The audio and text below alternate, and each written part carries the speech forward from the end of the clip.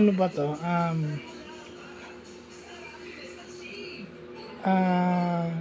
So yung Creamline versus Choco Mucho. So ang ganda ng net defense ng Creamline, no?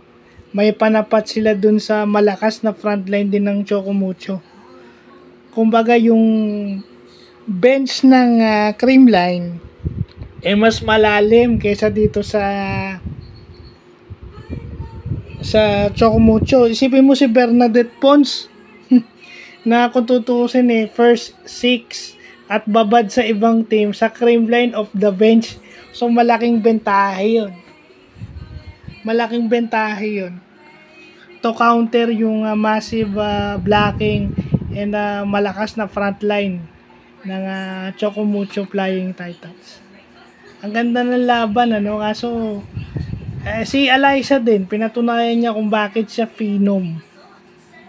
Phenom siya, no? Anything na gawin ng Choco Mucho, may sagot siya. As a star player, ganun yung ginagawa ng star player. Ino-own up niya. So, yun lang po.